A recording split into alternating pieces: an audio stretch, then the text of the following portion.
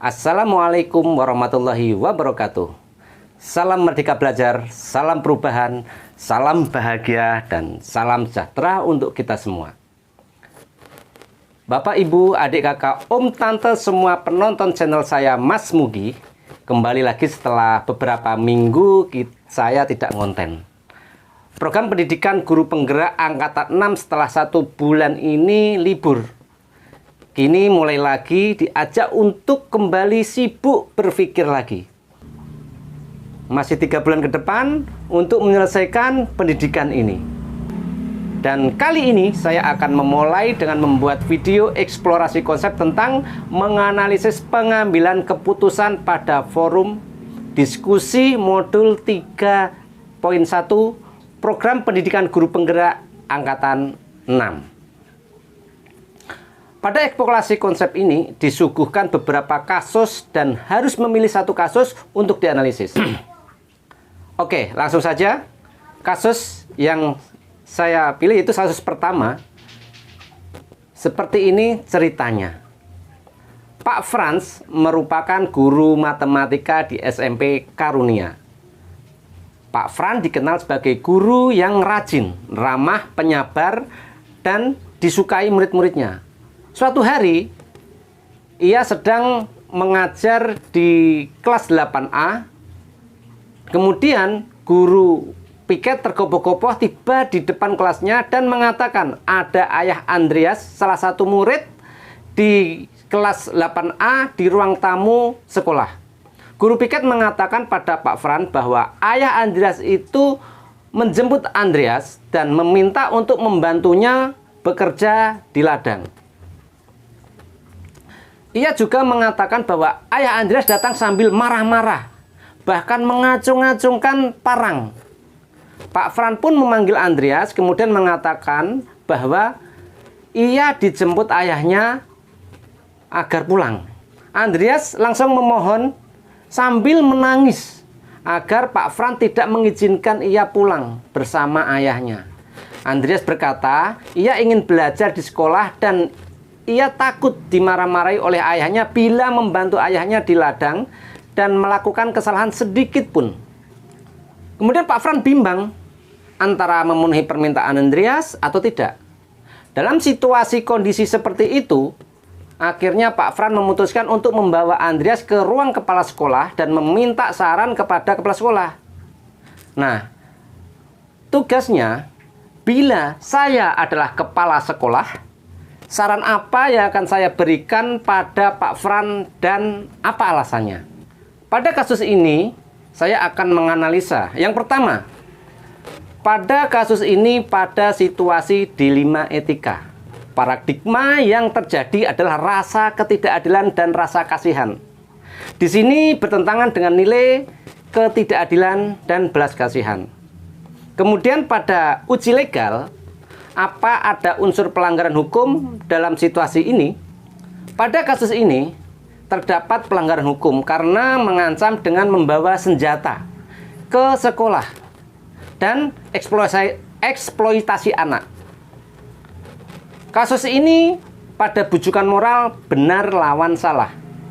Uji legal berdasarkan pasal 369 ayat 1 KUHP tentang mengancam dapat dipidana, serta pasal 76I UU 35 tahun 2014 tentang eksploitasi anak.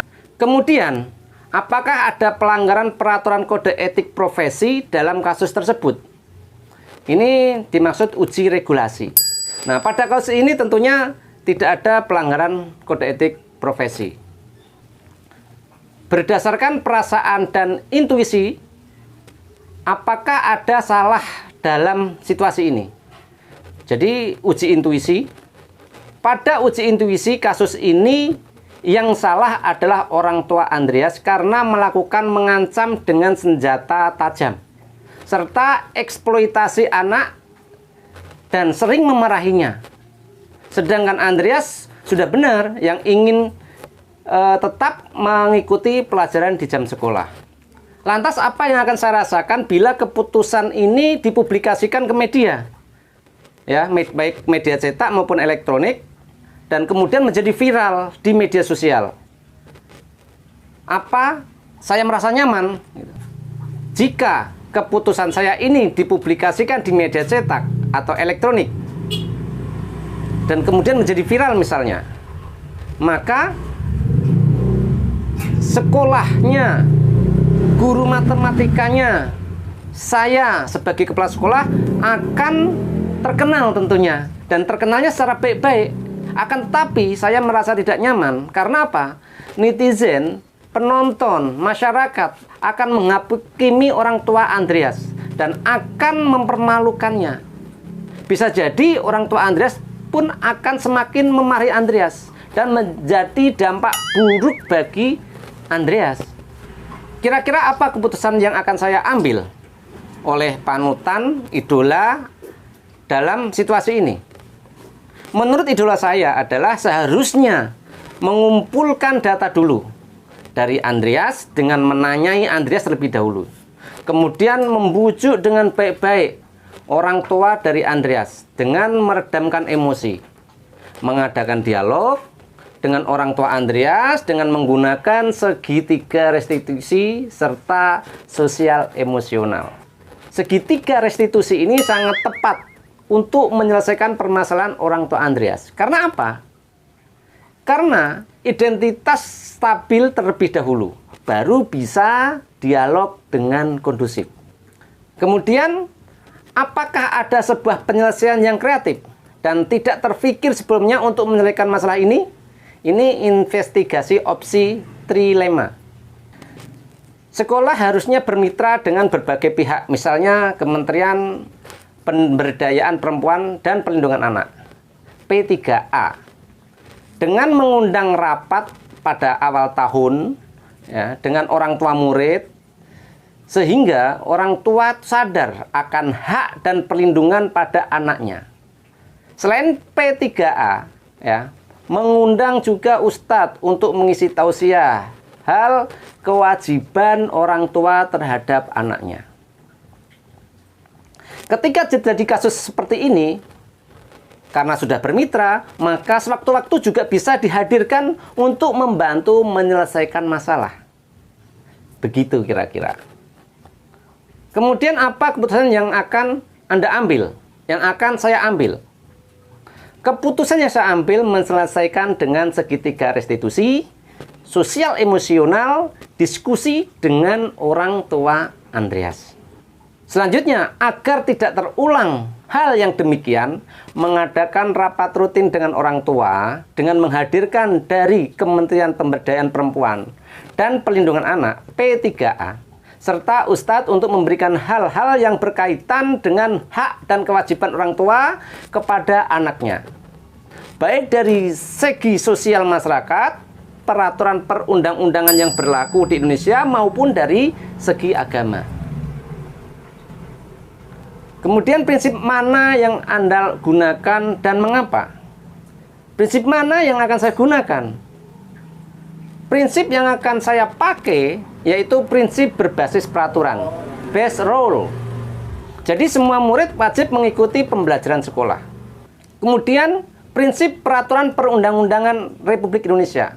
Berdasarkan Undang-Undang Nomor 23 Tahun 2002, perlindungan anak adalah segala kegiatan untuk menjamin dan melindungi anak dan hak-hak yang dapat hidup, tumbuh, berkembang, dan berpartisipasi secara optimal sesuai dengan harkat dan martabat kemanusiaan serta mendapat perlindungan dari kekerasan dan diskriminasi. Prinsip berbasis rasa peduli, based thinking, dengan pemenuhan kebutuhan anak untuk mencapai kebahagiaan yang setinggi-tingginya pada anak. Untuk itu, keputusan yang diambil seorang pemimpin atau kepala sekolah haruslah tepat, arif, adil, serta bijaksana. Dari kasus ini, kita bisa dapatkan pembelajaran bahwa setiap keputusan yang kita ambil akan berdampak pada diri kita maupun lingkungan sekitar. Untuk itu, dalam mengambil keputusan perlu perhitungan yang matang. Jangan terburu-buru. Kelambanan atau lamanya berpikir dalam mengambil sebuah keputusan adalah untuk perhitungan yang matang dan memastikan bahwa keputusanmu adalah yang terbaik. Karena ketika kita salah dalam mengambil keputusan atau dalam memutuskan, maka akan menjadi penyesalan yang luar biasa. Demikian, salam perubahan, salam bahagia. Wassalamualaikum warahmatullahi wabarakatuh.